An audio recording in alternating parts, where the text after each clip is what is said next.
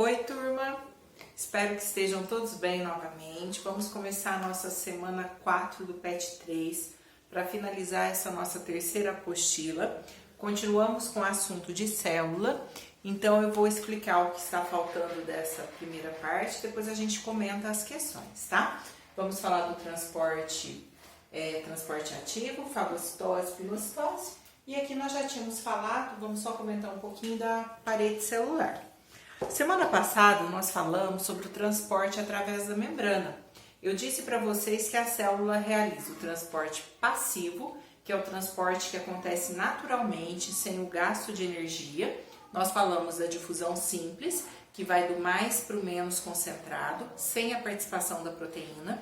A difusão facilitada, que vai do mais para o menos também com a participação da proteína, por exemplo, o transporte de glicose e aminoácido, e a osmose, que é o transporte de solvente. A água vai do meio menos concentrado para o mais concentrado, naturalmente sem gasto de energia. Agora, a diferença, o transporte ativo é o transporte que vai acontecer com gasto de energia. Se não tiver energia, esse transporte, então, claro, não vai acontecer. Então, a célula, ela gasta energia para que aconteça esse transporte. Aqui nós temos a bomba de sódio e potássio. Essa bomba de sódio e potássio, ela vai acontecer na célula nervosa, no nosso neurônio. Quando acontece essa bomba de sódio e potássio, é como se formasse uma corrente elétrica dentro do neurônio, que nada mais é do que o impulso nervoso, a informação que está passando pela nossa célula nervosa. Então, tudo que nós fazemos, se eu estou falando, estou mexendo, raciocinando, tudo é o quê? Eu estou segurando a caneta, quase deixei cair esse reflexo que eu tive. Tudo isso são informações que estão passando pelos meus neurônios, pelo meu sistema nervoso. E essas informações são o quê? Impulsos. É como se fossem correntes elétricas passando por esse neurônio. Passa por um estímulo próximo, passa pelo outro e assim por diante. Então, como que vai gerar esse impulso nervoso? Esse impulso nervoso vai ser gerado pela bomba de sódio e potássio. Então, vai ser assim, olha. Aqui eu tenho o íon de sódio é o Na+, e o íon de potássio, que vai ser o K+. Vamos ver o que vai acontecer aqui. Primeiro, o sódio. Nós vimos na semana passada que naturalmente, por difusão simples, a substância ela tende a ir do lugar mais concentrado para o menos, tentando igualar os dois lados. Então, esse sódio, como tem 1, 2, 3, 4 sódios fora, um sódio dentro. Então, naturalmente, esse sódio vai entrar na célula, vai do mais para o menos. Então, vai entrar um sódio aqui na célula. Porque a célula, ela vai tentar o quê? Ela vai tentar atingir o equilíbrio. Então, naturalmente, esse sódio, ele vai tentar entrar na célula. Aí, olha o que vai acontecer. Se eu olhar naquela representação, eu tenho 3 sódios do lado de fora da célula e eu tenho 2 sódios do lado de dentro da célula, certo? Eu continuo com uma concentração maior. Tô só vendo aqui para ver se eu tô na sequência da apostila. Então, olha, eu tenho uma concentração maior de sódio fora da célula do que dentro. Aí entrou um sódio, mas não continua mais concentrado fora? O que a célula quer? Para ela funcionar, para ela gerar esse impulso nervoso, ela tem que expulsar esse sódio que entrou. Só que para ela expulsar o sódio que entrou, não vai do menos para o mais concentrado, porque fora continua mais concentrado. Então, para expulsar, ela tem que fazer força, porque o sódio quer entrar para tentar igualar os dois meios. Só que na hora que ele entra, ela não quer deixar entrar, ela quer expulsar. Então, ela pega esse sódio à força, faz força, gasta energia e joga esse sódio para fora. Ela vai expulsar esse sódio que entrou. Para fazer isso, ó, vai contra o gradiente de concentração, porque vai do menos para o mais concentrado. Não vai deixar atingir o equilíbrio, por isso ela vai gastar energia. Então, o transporte ativo, na realidade, ele não vai deixar que a célula atinja o equilíbrio, não vai deixar que a difusão simples aconteça, por isso a célula gasta energia. E no caso do potássio, a mesma coisa. Ó, tem 1, 2, 3, 4. 4 potássio dentro, tem um fora. Então, dentro está mais concentrado do que fora. Naturalmente, esse potássio, esse K+, ele vai começar a sair da célula, porque a célula vai tentar o quê? Ela vai tentar o equilíbrio. Só que, olha, eu continuo com, nesse exemplo aqui, 1, 2, 3 potássios dentro, 1 e 2, 1, 2 fora. Dentro continua mais concentrado. Para a célula formar esse impulso nervoso, para ela funcionar, o que ela quer? Recuperar o potássio que saiu, ela não quer atingir o equilíbrio. Para recuperar esse potássio que entrou, ela faz o que? Ela puxa, ela faz força, ela gasta energia, vai contra o gradiente de concentração, vai contra a difusão. Então, o transporte ativo, a célula, ela vai gastar energia, por quê? Porque vai contra o gradiente de concentração, vai do menos para o mais concentrado. Ela vai, o soluto, esse íon, vai do menos para o mais concentrado. Tem nada a ver com a água lá com solvente, tá? Então, aqui ela vai impedir que a difusão aconteça. Entrou, ela não quer que o sódio entre, ela expulsa, faz força para que ele saia. Ah, o potássio saiu, mas ela não quer que saia, ela quer puxar ele de volta. Então, ela faz força para conseguir. Então, essa é a bomba de sódio e potássio que vai acontecer nas nossas células nervosas, que é o exemplo, então, de transporte ativo, que é o transporte com gasto de energia. Para conseguir expulsar esse sódio e recuperar esse potássio, ela vai usar proteínas também presentes na membrana plasmática. A fagocitose e a pinocitose. Fagocitose e pinocitose, aqui nós não temos gasto de energia, não. A fagocitose vai ser o englobamento de uma partícula sólida, uma macromolécula, uma molécula maior que vai entrar na célula, mas uma partícula sólida. E a pinocitose vai ser o englobamento de uma partícula líquida. Então, fagocitose, englobamento de partícula sólida, pinocitose, o englobamento de uma partícula líquida. A pinocitose, vamos falar primeiro da fagocitose, é o que mais aparece. A fagocitose, ela vai acontecer, eu vou explicar aqui, a alimentação da ameba. A ameba é um protozoário unicelular, encontrado na água, pode causar uma doença chamada de amebíase na pessoa, que vai provocar uma diarreia muito forte, cólicas intestinais. Então, nós vamos falar da alimentação dessa ameba. Os glóbulos brancos do nosso corpo, quando eles vão defender o nosso organismo, eles também realizam o processo de fagocitose. Então, seria assim, mesma coisa que eu explicar da ameba, é o que acontece com o glóbulo branco do nosso sangue. Aqui eu tenho uma ameba, o que está em preto aqui é o núcleo da ameba. Essa bolinha que eu coloquei é para representar o lisossomo. Lisossomo é a organela celular responsável pela digestão. O que está em vermelho é para representar a partícula sólida, o alimento que está ali na água. Pode ser uma alga, né, um pedacinho de alga que está ali, que vai ser o alimento dessa ameba. Para a ameba se deslocar até o alimento, ela é unicelular, ela não tem um pé. Então, o que ela faz? Ela expande o citoplasma, fecha lá na frente e depois ela puxa o restante. É a dancinha da ameba, né? Expande o citoplasma, fecha e puxa. Então, o que ela faz? Ó? Essa expansão do citoplasma para chegar até o alimento é um falso pé que é formado. Falso, claro, porque ela é unicelular.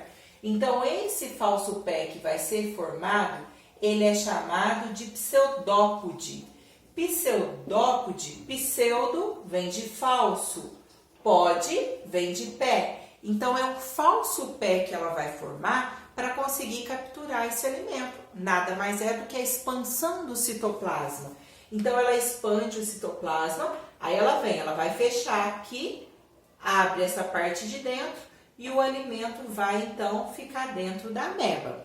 Quando esse alimento está dentro da ameba, essa partícula sólida, o citoplasma não fica parado, ele faz aquela ciclose, são pequenos movimentos que o citoplasma realiza, porque ele tem uma consistência gelatinosa.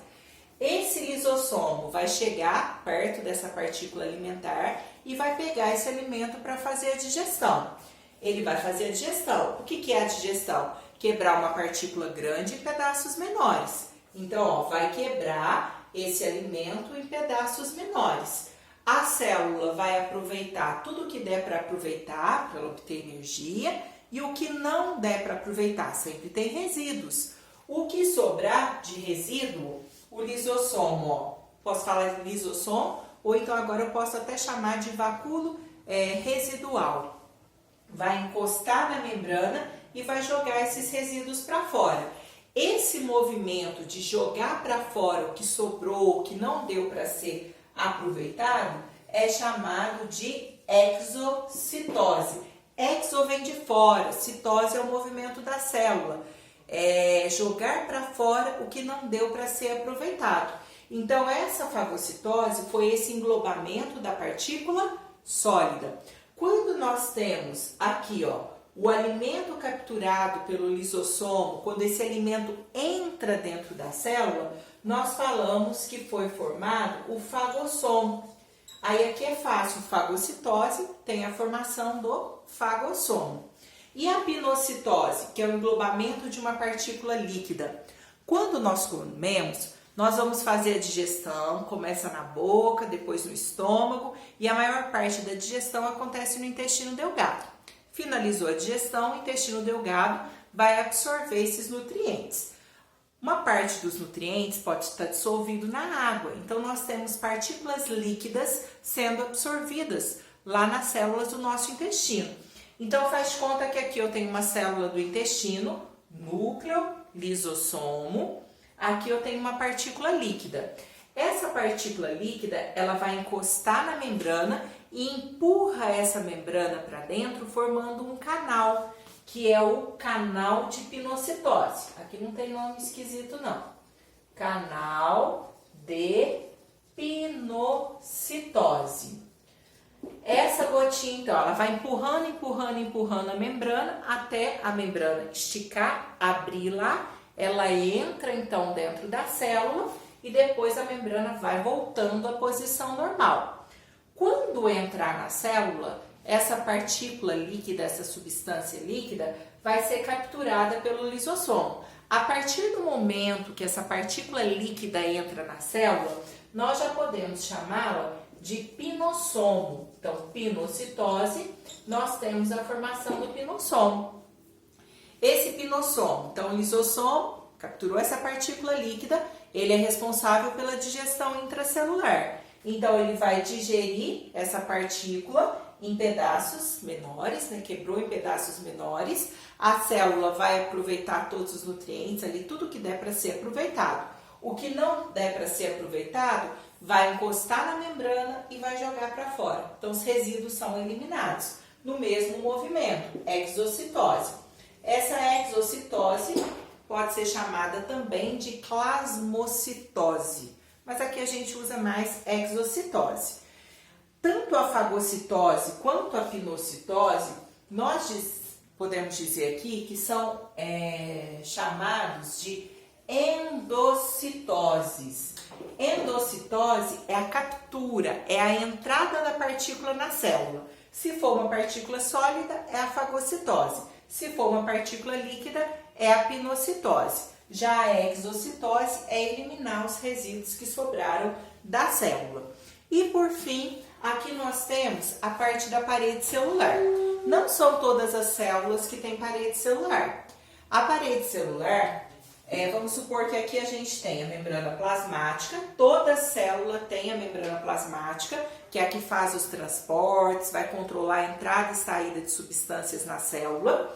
e do lado externo é que fica essa parede celular. É uma parede mais rígida que dá uma proteção maior para a célula. Tanto é que na semana passada nós falamos que no processo de osmose a célula animal não tem parede celular. Ela ganha água, mas ela vai estourar, porque chega uma hora que a membrana não aguenta mais e acaba estourando. A célula vegetal não vai estourar, ela fica túrgida, cheia de água. Por quê? A membrana estica, na hora que encosta na parede, a parede impede então que ela estoure. Aí nós dizemos que a célula vegetal ficou túrgida. Então a célula animal não tem a presença dessa parede celular. Agora, essa parede celular tem na célula vegetal, na célula do fungo, na célula da bactéria. A diferença está, aqui vamos citar a principal diferença, na constituição. As algas também podem apresentar componentes diferentes aqui. Nós vamos falar desses três que costumam aparecer mais.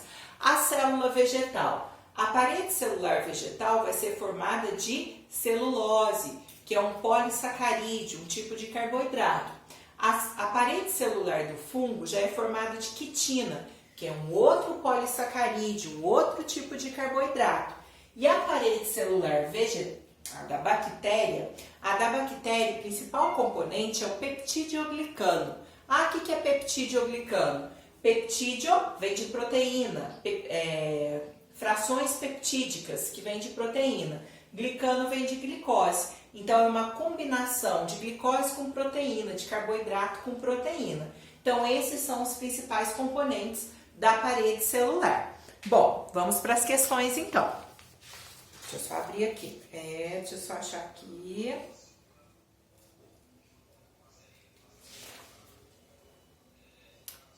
Deixa eu achar a questão número 1 aqui.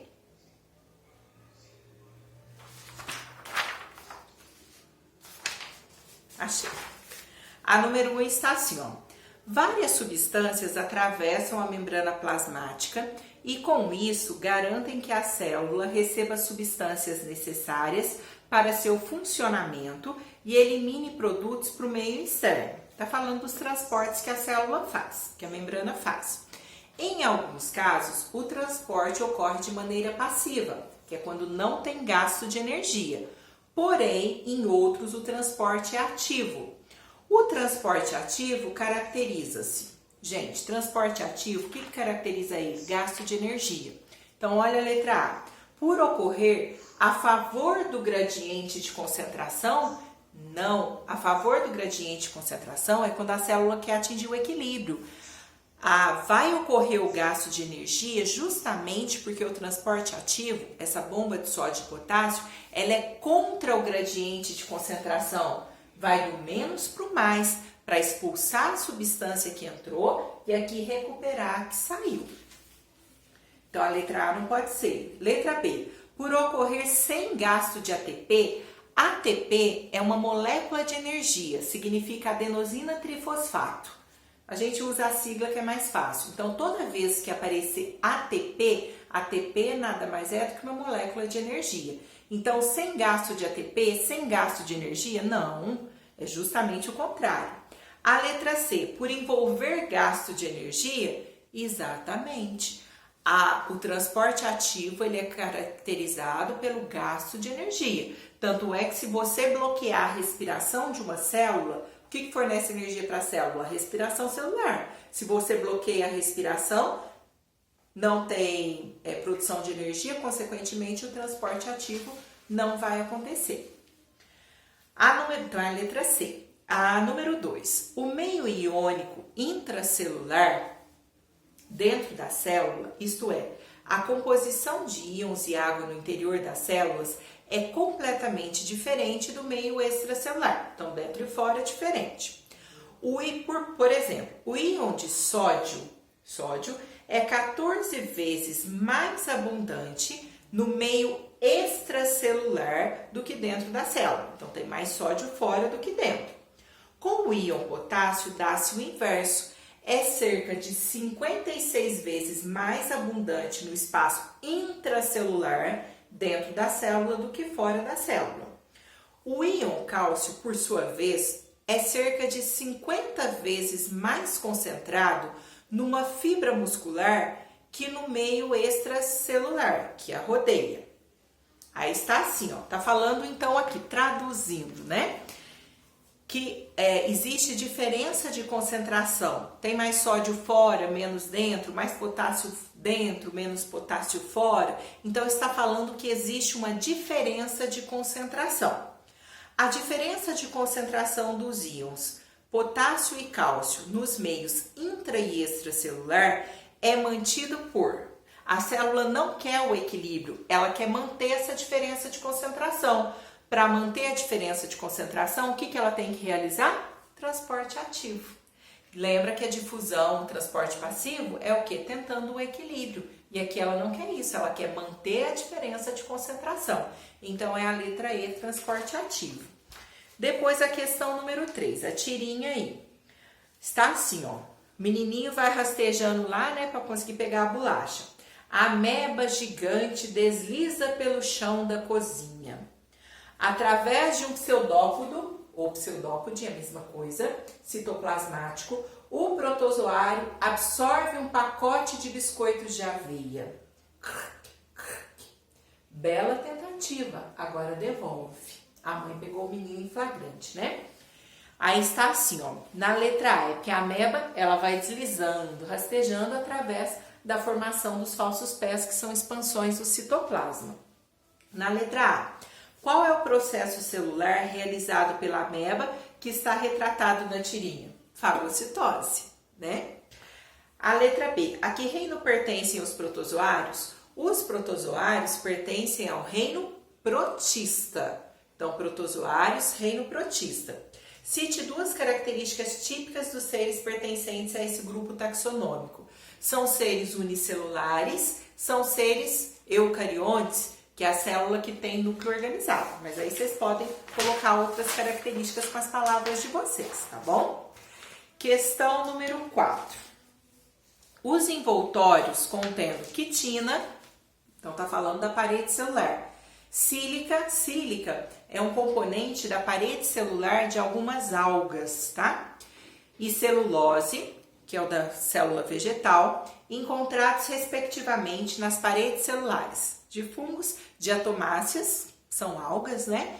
E células vegetais. Então, esse envoltório, a parede celular serve para quê? Letra A, impede a osmose. A parede celular, semana passada nós falamos, em nenhum momento ela impede a osmose, ela vai impedir o rompimento da célula, mas a água entra do mesmo jeito, entra e sai do mesmo jeito. Controla a saída de água quando as células se encontram em meio hipertônico. Ela não vai controlar a saída de água, ela mantém o formato da célula, mas a célula perde água do mesmo jeito, no meio hipertônico. E no hipotônico ela ganha água, ela só não vai estourar.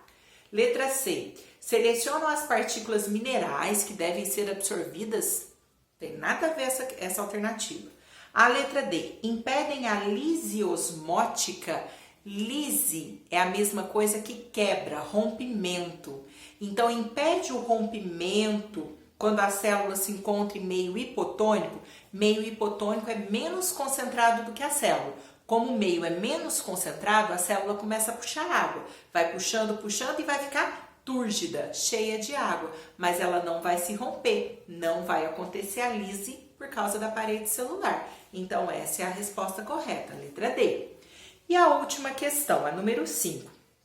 Ao estudar para o vestibular, um candidato percebeu que ainda tinha dúvidas em relação aos processos de difusão simples, transporte passivo facilitado, que é a difusão facilitada, e transporte ativo através da membrana plasmática, e pediu ajuda para outro vestibulando. Este utilizou a figura abaixo para explicar os processos. Para testar se o colega havia compreendido, indicou os processos como A, B e C e solicitou a ele que os associasse a 3 exemplos. Os exemplos foram: 1. Transporte iônico nas células nervosas. 2. Passagem de oxigênio nas brânquias de um peixe. 3. Passagem de glicose para o interior das células do corpo humano. Aí, olha, o A, no desenho aí, tá mostrando que está atravessando, tem fora, não tem dentro, está atravessando direto a dupla camada de fosfolipídios. O B está passando de fora para dentro da célula com o auxílio de uma proteína transportadora. E a letra C está dentro da célula, está sendo expulso com o auxílio de uma proteína. E aí vocês vão prestar atenção no desenho, ó, não sei se vai dar para ver aqui. Energia. A letra C está representando que ocorre com gasto de energia. Então, na letra A, indique as associações que o candidato deve ter feito corretamente. E explique em cada um dos processos explique em que cada um dos processos difere em relação aos outros. A letra A está atravessando direto a dupla camada de fosfolipídios e não tem nada de energia. Então, é a passagem do oxigênio pelas brânquias de um peixe. Isso é a difusão simples, sem gasto de energia, sem participação de proteína. A letra B é a passagem da glicose, é a difusão facilitada, que vai usar a proteína que tem na membrana, mas sem gasto de energia. E a letra C é o transporte iônico da célula nervosa. Esse transporte iônico acontece com o auxílio, como eu disse, para expulsar ou para recuperar, tem a participação de proteínas, né, da membrana, com gasto de energia, porque está aí do lado representada a energia. Aí vocês vão falar com as palavras de vocês. E a letra B. Em seguida, o candidato perguntou por que a alface que sobrou do almoço e tinha sido temperada com sal tinha murchado tão rapidamente. Que explicação correta o colega apresentou? Isso nós falamos na semana passada. Você pegou a alface, nas células da alface não tem sal, você temperou. Então, fora tem o sal, está mais concentrado. Esse sal vai puxar a água das células vegetais. Ela vai perder água, então, pelo processo de osmose, porque o solvente, a água, vai do meio menos concentrado para o meio mais concentrado insoluto, né? Que no caso é o sal que está puxando a água das células vegetais. Aí vocês vão explicar também com as palavras de vocês. Deixa eu só confirmar aqui. Bom, para finalizar a apostila 4, apostila 4, ó, já estou até adiantando. A apostila 3 é isso, a nossa semana 4 da apostila 3. Foi rapidinho, é claro, como sempre. Espero que tenha dado para vocês entenderem um pouquinho, que vocês consigam responder as questões, tá bom? Não deixem de responder, de enviar o formulário. Até as próximas explicações. Fiquem com Deus. Tchau!